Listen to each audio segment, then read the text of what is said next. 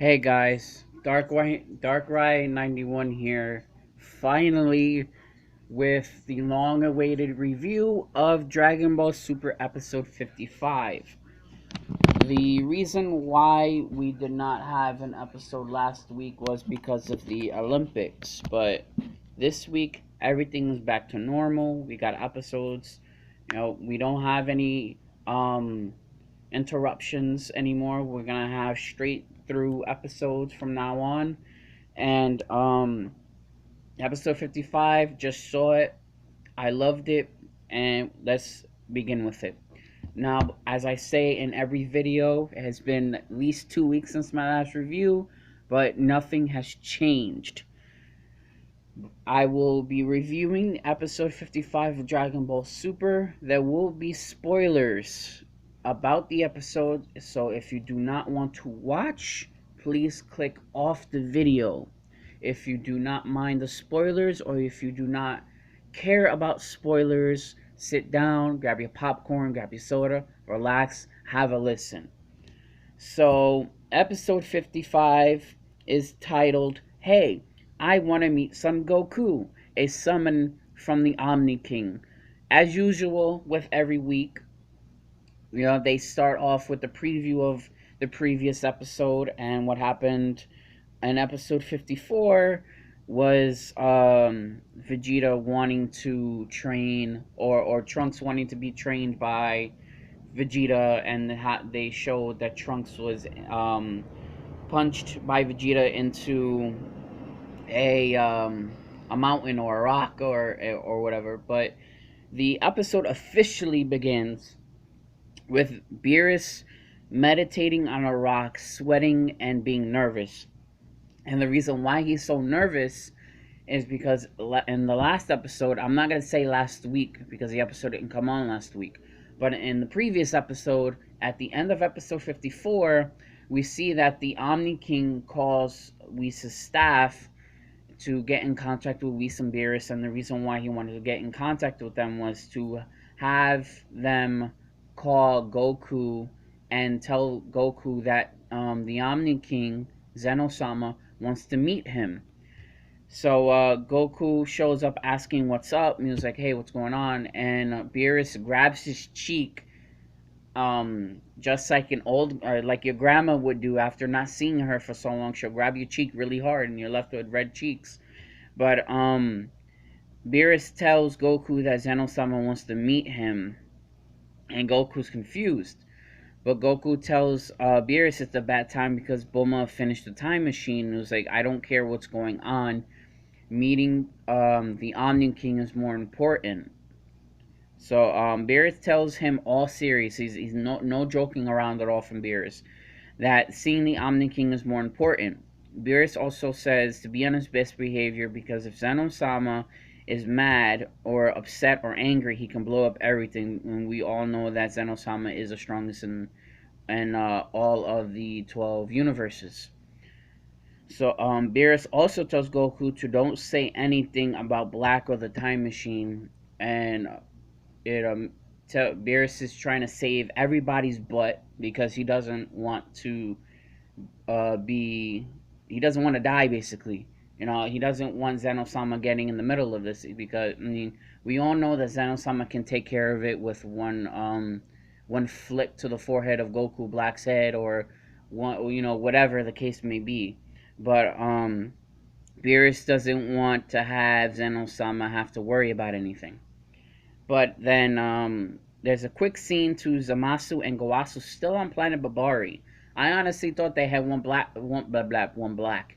You can see that I'm excited about the review because I'm not speaking correctly. But there's a quick scene to Zamasu and Gowasu, and they are still on planet Babari, just observing the barbarians on the planet. And then there's this one big caveman who spots him. He's bigger than the normal caveman. He's not only bigger, he also, his eyes are more bluer than theirs, and he has, I guess you could say, scars, like darker scars on his body. And he attempts to attack Gowasu, but Zamasu blocks it. And when Zamasu blocked it, the caveman was blown back into a rock. So the caveman had gotten up.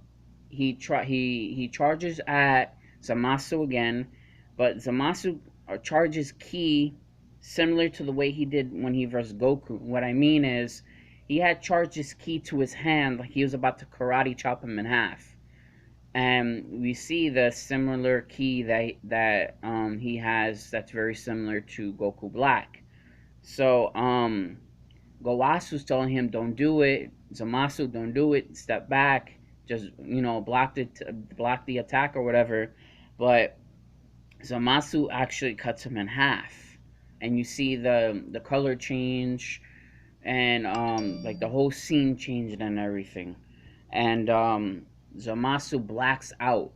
Like he literally not black out to where he falls on the ground. He's just standing there while Gowasu is calling his name, and Zamasu finally turns around, and he is like he woke up. He was at a different universe, or he was outside his body or whatever. But he blanks out and he stares at Gowasu. So they both return to Universe 10, to their planet, and Zamasu hands over the time ring, and Gowasu is scolding Zamasu because he did something that the Kaioshins don't do. Kaioshins don't kill. That's the job of the Haikaishin, aka Beerus, or God of Destruction. And as Gowasu explained in 2 episodes ago, Kaioshins are they create, they don't destroy. And to see that a Kaioshin, whether he's an apprentice or not, he's still a Kaioshin, kill somebody, he's really really upset. And this entire time, this is what Gowasu didn't want Zamasu doing. He doesn't want to see Zamasu go on a different path. He wants to see him go on the straight and narrow, and that's the reason why the Zamasu is Gowasu's apprentice, so that Zamasu can learn the ways of the Kaioshin and become a Kaioshin himself, just in case something happens to Gowasu. So then, Whis and Goku tell that after seeing talking to Beerus, they teleport, and where they teleported was to go see Kabito Kai, Supreme Kai, and Elder Kai, and they're all surprised to see him and surprised to see Whis as well. And Goku tells, or Whis tells Supreme Kai that Zeno-sama wants to meet Goku, but Supreme Kai is very surprised. It's like, Zeno-sama wants to meet Goku? It's like Zeno-sama that hasn't wanted to meet anybody at all, for throughout Dragon Ball, Dragon Ball Z, Dragon Ball GT. We haven't heard anything about Zeno-sama until Dragon Ball Super, and Zeno-sama stops by after the tournament was done, and all of a sudden now he wants to meet Goku. So after that little mini conversation with all five of them, Supreme Kai, Whis, and Goku teleport to go see the mysterious character we saw in the preview of episode 54. And a lot of people were saying, "Oh, he's another Kaioshin of another universe, or whatever the case may be." But his actual name is Dai Shinkan, and I don't know if that's going to be his official name. That was translated by Herms98 himself on Twitter. So if you have Twitter, you can go to Herms' Twitter and see one of his tweets saying that the mysterious character we saw in the preview for episode 55, his name is actually Daishinkan. And to actually have a name to the face of a new character is, that was one of the questions that I had. I made a video about who this character is. I even said, is he the overseer of Whis and Vados, or whatever the case may be? But to finally have a name, it's good to hear. So Whis tells Goku that he's stronger, that Dai Shinkan is stronger than Whis. that not even Whis can beat him, and that Daishinkan is in the top 5 of strongest fighters. So if Daishinkan is number 5, let's say from a list of 1 to 10, if with Zeno-sama being the top, of course. So if Daishinkan is number 5, that leaves Goku being number 9, or yeah, leaving Goku number 9 and Vegeta number 10, or depending on how hard they train or whatever, you can even say that Vegeta's number 8, Goku's number 9, or whatever the case may be. But to hear Whis say that someone's stronger than him, and Whis is the one that trained Beerus, and to see that someone is stronger than Whis, I was even surprised by that. And of course, you see Goku get all excited. It's like, oh, I want to fight him. I want to test his strength. We all know Goku is gonna get his ass handed to him, like he did when he first fought Beerus in the movie Battle of Gods. So after they walk down this long blue hallway or whatever, they meet Zeno-sama, and Supreme Kai automatically goes on his knees the same way that Champa and Beerus did, and when Zeno-sama showed up at the end of the Universal Tournament. So Whis stands up. Whis doesn't have to get on his knees and bow down to him. So Zeno-sama is on his floating chair in between his two guards, and he floats towards Goku. He says Goku's name. He's like, Son Goku, in like this little baby voice. And he floats towards Goku. I honestly thought that he was gonna go give Goku a handshake or something, but he actually ends up grabbing his hand and pulls him away from Supreme Kai and Whis to bring him closer. And Zeno-sama floats around Goku like Goku has this gravity around him, or a gravity belt around him or whatever, and he starts examining him. And Zeno-sama, I'm sorry, there's a plane going by, I do hate that, but Zeno-sama tells Goku that the reason why he called him was because he wants a friend and a playmate. And I'm not surprised, honestly, because Zeno-sama, he reminds me of a child. He's small. He's got this childlike voice. I could see him. He sees Goku as a friend, because Goku's just this. He's carefree. He doesn't care about anything unless it's it's a serious fight about the Earth or whatever, and his family. But Goku's carefree. He's laid back or whatever, and yeah, he was like, oh, I want a friend, I want a playmate. And then I was like, Goku was like, okay, and Goku decides to call Zeno-sama Zeno-chan. And Supreme Kai is surprised by that, and the two guards, excuse me, are surprised by that. So they're standing next to the throne, of Zeno-sama's throne, and they walk up, but Zeno-sama turns around and looks at them, and the guards freak out, and they go back to their post, and Zeno-sama says that he's okay with Goku calling him Zenchan. And I can see that. He's a little, I don't want to say he's a little kid. He is the king of everything. He is the Omni-King, but his presence gives off of being a child. He's a childlike character. He's almost the size of Stewie. He has Stewie's football head, and he has this baby voice. So I can see him wanting to play with Goku, or wanting Goku to be a friend and a playmate. So they go talk, and Zenchan gives Goku a button, and the button is for when Zeno wants to play with Goku.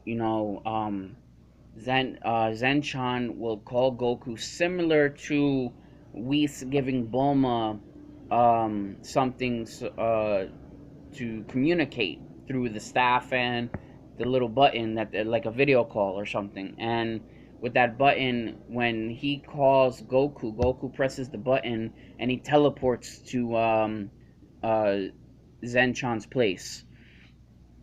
And then they leave, and Supreme Kai is still freaked out. Of course, he's surprised with what just happened. So Goku picks him up by his collar, and he's still in the fetal position, all frozen. And Goku puts him on his shoulder, and they say their goodbyes. But before Goku goes home, they go back to Beerus's planet, and Goku tells Beerus that he gave Zenosama a new name, and he tells him decided to give him the name of Zenchan. But Beerus, he freaks out by hearing that. He says Zenchan, he falls off, and his head hits the ground. He has this big bump on his head, kind of Tom and Jerry-esque, like that you have when Tom hits or Jerry hits Tom in the head, and he grows a big bump on his head, and he's upside down on his head, freaking out, continuously saying Zenchan, because he can't understand it. So then we got a quick um, transition back to Zamasu and Gowasu, and they're at a table and they're drinking tea, and of course Zamasu still thinks of his usual ways, thinking that Ningen need to be destroyed, that Ningen they just make everything worse, and seeing what happened on planet Babari, that just further made his hatred toward Ningen grow even more.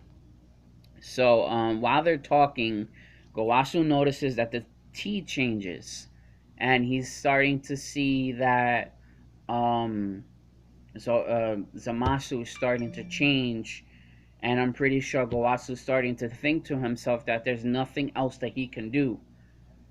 It's like he sees the tea, just like in the last episode, or the episode before, he jokes around saying, "Oh, the tea isn't like the first way you made it. It isn't good," meaning that the first time that Zamasu made Gowasu the tea, it was perfect, meaning that he was going on the right path. But the two times after that, the tea has been getting a little bitter, or it isn't tasting as good because of Zamasu's attitude changing, and it's kind of it's, I guess you can say, foreshadowed with the tea.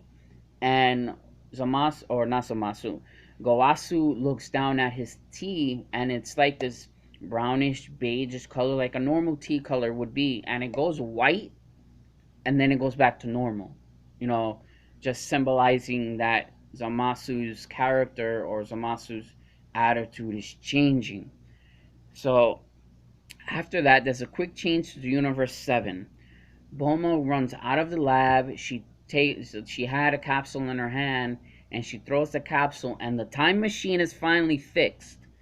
And it's a good thing that it's fixed, because now they can finally go to the future. They can do what they need to do, and finally be done with this whole Goku Black thing. And Trunks, Goku, and Vegeta get into the time machine to go to the future, and there's very little room. There's only enough room for one, maybe two people. A person like Goku and Vegeta, and a person like um what's his name? Shoot, I'm drawing a blank. What's his name? Let me remember. Jocko. Just like the episode when they went to go planet Potofu, and you saw Vegeta in Jocko's ship. Oh, I almost lost my place here. And Vegeta and Bulma have a little staring moment, and Bulma in her head is saying, "Good luck, Trunks, Goku, and Vegeta."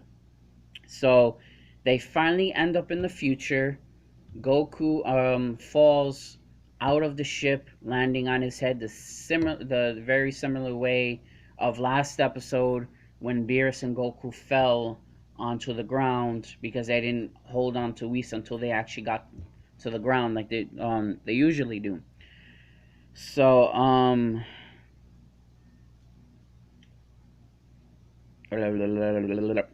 Okay, where am I? Sorry about that. But after that, Trunks moves up and he notices that Mai's hat is still on the ground, but there's no Mai, and he's very confused because before he did the Masenko to distract Black so he can leave, he saw that Mai was dead, or he assumed Mai to be dead, and to see Mai's hat on the ground and no Mai, he's very confused. It's like, what the hell's going on? And Goku sees all the destroyed buildings, but of course they see the Capsule Corp, the destroyed Capsule Corp first, and then we see three people around the buildings, and it's part of Mai's resistance, and they all shoot towards Goku because they think Goku is black, and I don't mean as he's African American or whatever. They think that he's Black Goku, and a Goku turns around. He sees bullets fly toward him, and it ends off like that. There's a huge cliffhanger, and we get the credits. Blah blah blah. Go down, watch the credits or whatever. Episode 56 preview. This is all what we've been waiting for, and I've been waiting for this ever since the titles have come out. Episode 56 preview. Vegeta fights Goku Black first, and I'm very surprised, but I can understand why Vegeta wants to fight Goku Black. He wants to fight Goku Black because he killed his wife from the future, and he made his son come back into the past asking for help, because Vegeta thinks that just because he's his son, that Trunks should be able to take care of things on his own, since he's the son of the Prince of All Saiyans. And also the biggest oh my god, man, I can't even speak because I'm excited.